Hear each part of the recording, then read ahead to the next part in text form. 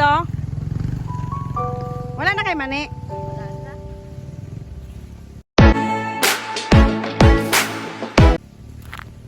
Kurot na?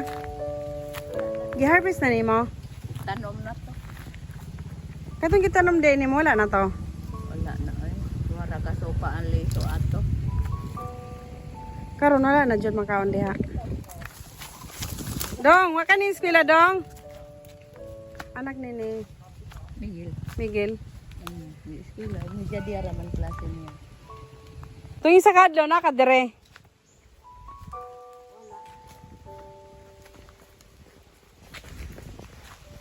Nayasa imong bana, wala na? Patay na. Patay na iyang bana. Guys. Pila na katuig.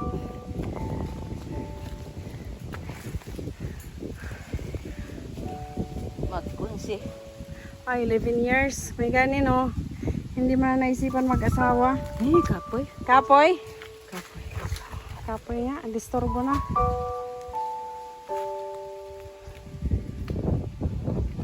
Nakakapagod. Asan saging na Saging yung bana mo. Kaya hinog din daw. Panto na ko ang nahinog ang kuan. Bunga. Bunga. Dili di ay. Ano pagod ko punuan? Iba na di itong bahay nila. Tatay Loloy, no? Oo. Dinala ng ano, hangin at saka ulan. Baha. Ay, ang silong da. Napakasarap dito.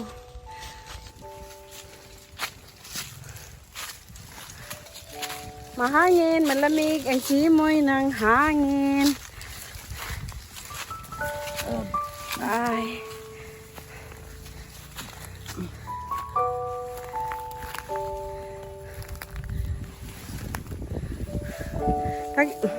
Na kanino yan? Ano na, mais? Kay Moy Moy? Guwapa oh. Guys, ito naman yung hanap buhay ni nanay. Ito yung garden niya. Tingnan nyo, ang sarap talaga dito mamuhay. At saka yan ang hapon ni nanay. Kakapagod. Mang kawan saan tayo. Dire na, inapa na dire. Subukan natin kung may ano pa. Pero na-harvest na to na, hindi pa. Harvest tayo dito. Yung kamote. Matagal na rin hindi ako nakapunta dito kaya ay, presko ng hangin. Guys.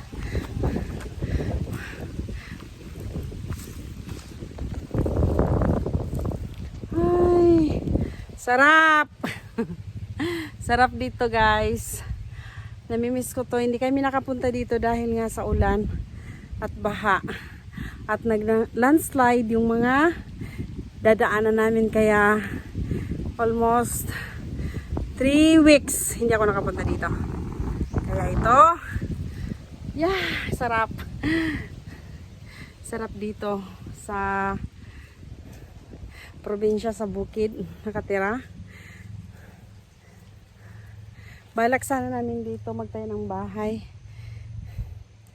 Dito. Kasi matatanaw mo lahat yung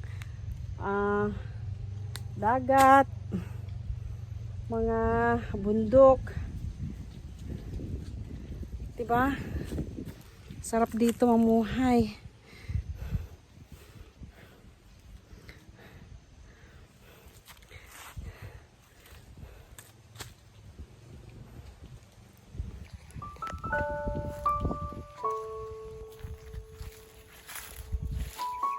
Dong, maligid ka diha, Dong. Ala, ay, nakakatakot na. Nakakatakot sila, nanay. Ay, ang daming sili.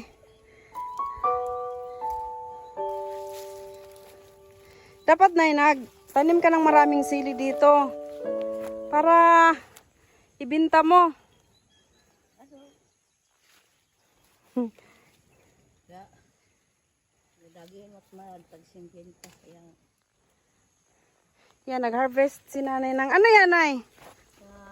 iskarola lang pa, iskarola. Escarola, yung repulyo, parang repulyo. Oh. Nag-spray si nanay. Daming sili ni nanay, oh. Nay, dapat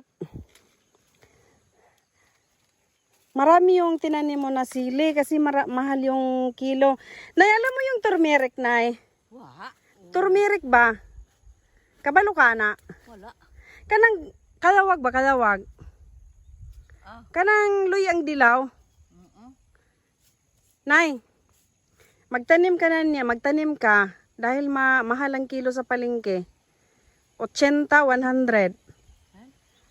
Doon nga, nay. O, nag-harvest man ako doon, nay. Marami.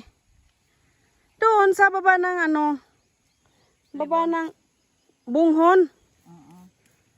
Marami doon, nay. Dapat dito nag-ano ka, nay. Nagtanim ka. Ito guys, sa kanya ito garden. Kung pagmamasdan mo si nanay, nakakawa talaga. Pero, ganun talagang buhay. Wither lang, minsan, ayahay, minsan, mahirap. Ganun talaga. Kapag hindi ka magtatrabaho, wala kang kakainin. Kapag magtiyaga-tiyaga ka, makakain ka.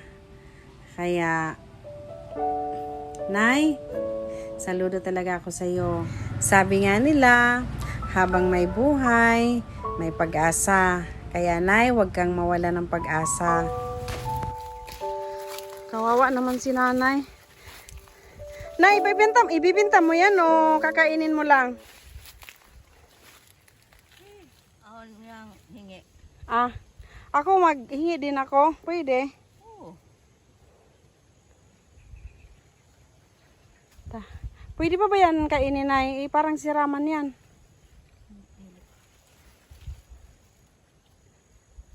Ya, ade, similya ngidi. Ay, similya. Ahon gyapon yang hingi. Similya. Yung sili ba, dagdagan mo, at saka yung luyang dilaw, Nay, magtanim ka dito, Nay. Nay, mahal ang kilo sa palengke, Nay, kahit ako na ang magbenta doon sa palengke. Ay, namatay yung mais, no? Kanina yan mais, Nay? Yan kanak yo. Eh, ba't namatay yan, Nay? Yan ay inda.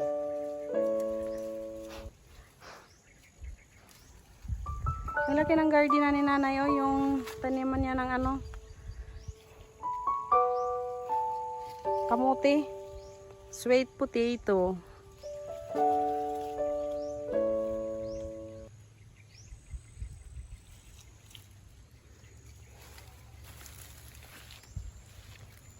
Pero na itong ano, Nay, itong mga udlot ng ano ba, kamote, itong gulay ng kamote, binibinta mo. Wala. Dapat nina-harvest mo ito, Nay, tapos binibinta mo sa baba. Kasi yung si tata na, yung ano ni Dongdong, hipag, hindi na, wala nang ganito niya, Nay. Ubos-ubos na daw. Hindi maubos sa isa kasi na ng kapila mag-deliver. O kaya nga, dapat nag-harvest ka, tapos, Minsan ga-harvest ako. Waka bayad eh. adto, mau lang kaparat. Langot yamanod na nga pag-tabok sa Dapat ngayon, wala nang ano, wala nang ulan. Nag-harvest daw si nanay, tapos pinabinta niya. Isabi, na ano daw sa baha, yung malakas yung ano, ulan. ano, sa baha. Nay, ilan ang anak mo, Nay? Ilan lahat? 5. 5? Lahat na may asawa, Nay? Wala. 3 pa yang kuwan. Yung walang asawa? Oo.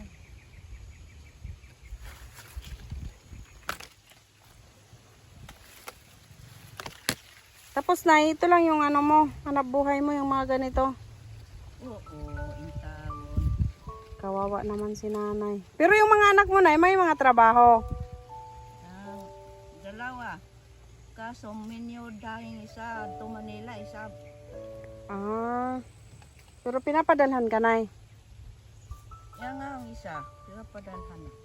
Ah, yung isa, pinapadalhan siya. Galing Maynila, nagtatrabaho doon. Yung isa, hindi na.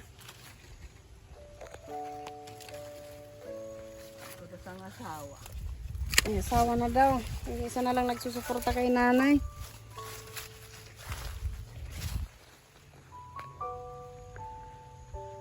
Yan ang apo ni nanay, oh.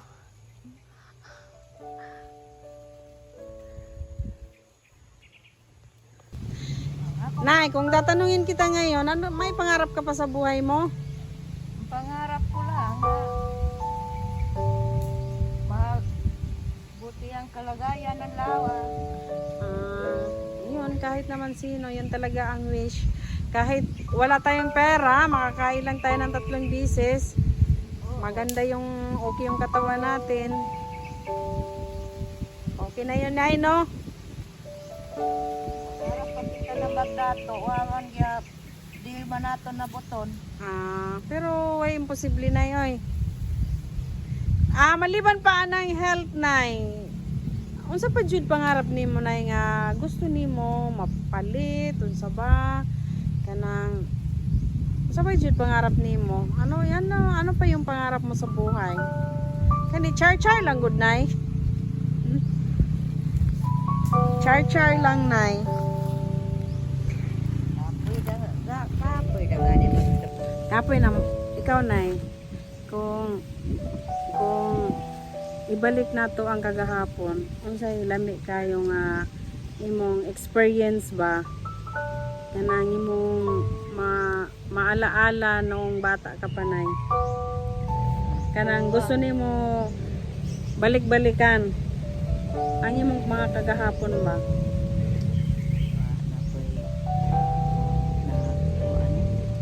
Wala na kayo nahinumduman? Napoy na hinumduman tungod sa ang ako na lang gihuna-huna nga makakaon ko, makakita ko ginagmay na kwarta kay pangkape, pang asin, bitsin, pambugas. Nalimang kabitawan, Nanay, no? Sa 3 ka bulan, kaya isa ra ka padadaan, 2 kira. Tapos Oo. wala na yung partner si nanay sa kinabuhi. Nagpadaog toke ng noong December. Hanggang ngayon wala pa, February na ngayon. Oo. Minsan makapagkape, minsan wala. Guys, simple lang yung pangarap ni nanay. Yung pang-araw-araw lang sana daw na makabili siya ng kape, ng asukar. Hindi na siya nangarap ng gatas. Di ba, Nay? Nangarap na lang kita ng stick kay amo man nga boton. Parang Arabo si nanay, oh. Kahit walang asawa. Hindi ka high blood, Nay? Wala kang high blood? Aywan ko. Binabaliwala mo na lang? Binabaliwa ko na lang. Walang check up? Hindi ka nagpa-check up? Pero hindi ka naman nahihilo, Nay? Minsan. Minsan nahihilo ka. Yang minsan nang yan tuhod ko mangkasakit. Dito mangkasakit. Ay, rayo man na yata yan, Nay. Arthritis. Likod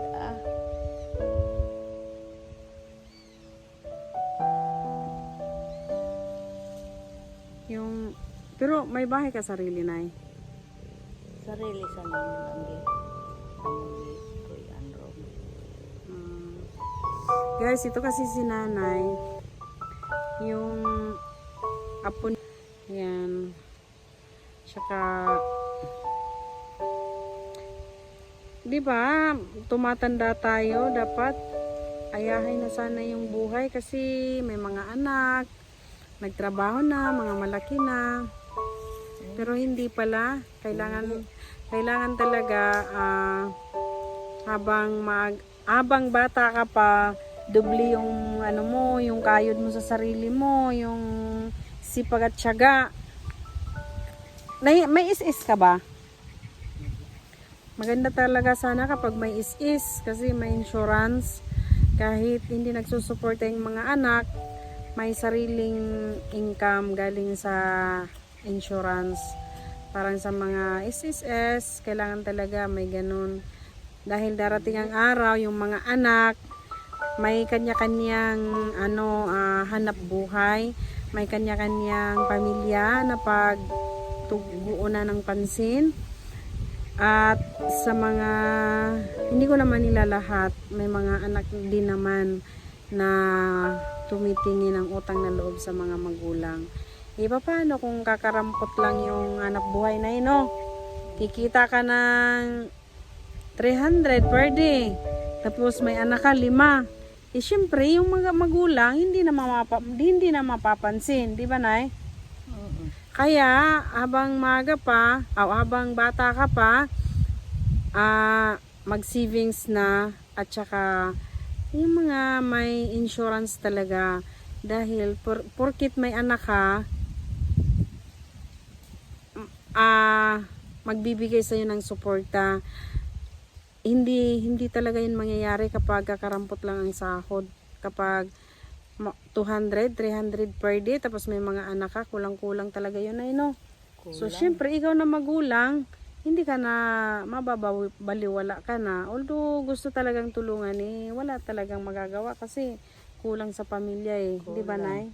Oo, kulang sa pamilya. Kaya ikaw, iniintindi mo na lang yung mga anak mo na hindi nakapagbigay sa'yo. Hayaan mo, Nay, kung magyaman tayo, pagagawan kita ng malaking anong gusto mo, Nay? Kapag kunwari may pera ka, anong gusto mo? Wala po na yung Hindi ba? magkapira. Hindi ba? Hindi naman sa ganun. Talagang may awa ang Diyos, may awa talaga lahat. Kung may magbibigay ba sa iyo or bibigyan kita ng malaking halaga, kunwari 10,000, 5,000, anong gagawin mo?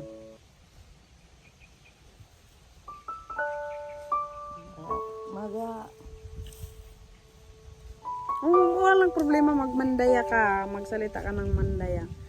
Anong gagawin mo, Nay? Tatawa si Nanay. Sabi niya, laki naman nun. Kunwari lang, Nay, ba? Char lang, God. Kunwari, bigyan kita ngayon ng pera na 10K, 5K.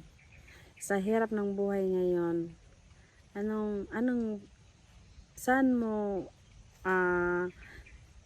anong bibilhin mo or saan mo ibibigay? Pangbili ng pagkan. Pambili niya ng pagkain.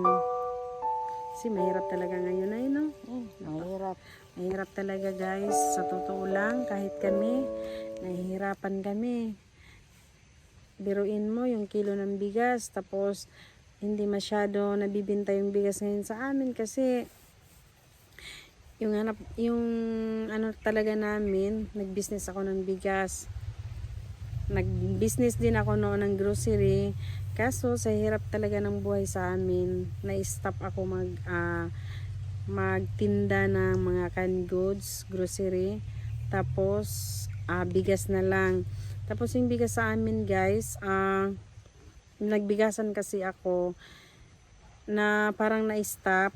Although meron pa ngayon, ang bagal kasi niya, hindi siya mabinta kasi nga mahal, at saka maraming nagmimigay dito ng ayuda.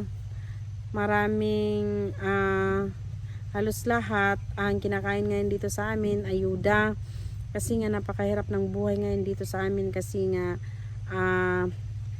tag-ulan, tapos nag-landslide, yung mga tao hindi makagalaw, kaya maraming namimigay dito sa amin.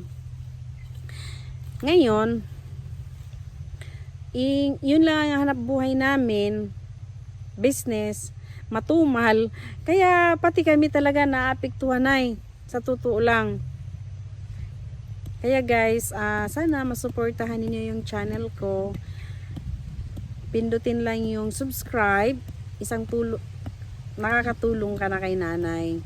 Dahil darating ang araw, sa tulong nyo, dahil sa subscribe nyo, matutulungan natin yung mga mahihirap dito sa amin. Di ba, Nay? Di ba, Nay? Kasi si nanay, simple lang yung pangarap sa buhay. Magkaroon ng pagkain, yung mga simple lang yung pangarap niya. Di ba na yung kape, asukar, stick. Talagang napakahalaga na yan sa mga taong simpleng buhay lang dito sa probinsya, nakatira dito sa probinsya. Kaya guys, kunting suporta lang sa aming channel at para dito sa amin makakatulong tayo sa mga mahihirap. Yun talaga yung goal ko sa buhay. Pero sana minsan kasi nakakatamad mag-vlog. Kani char lang kay nanay, di ba, Nay? Nagloob na gani ni kamutihan, no? Oh. Kwentuhan lang ba? Kwentuhan kami ni nanay, kanang Marites good night, no? Kisa day kuan, wala may nakatanaw sa tuad diri na, kisa day mga kuan diri, maot ang batasan na.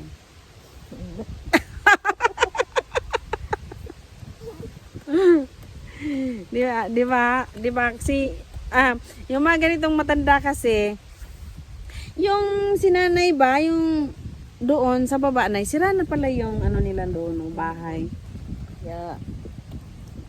Sabi ko nga kay sasawa ko, punta tayo sa bukid kasi matagal-tagal na hindi tayo nakapunta doon.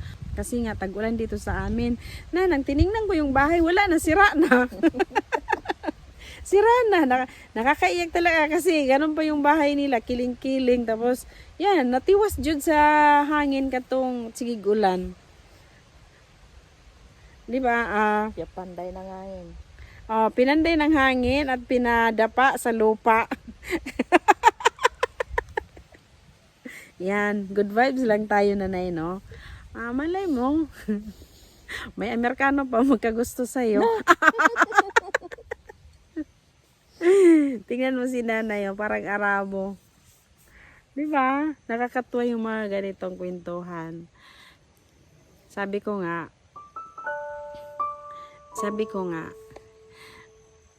nagba-vlog ako, nai-enjoy ako, dahil, nakukwentuhan ko yung mga taong ganito.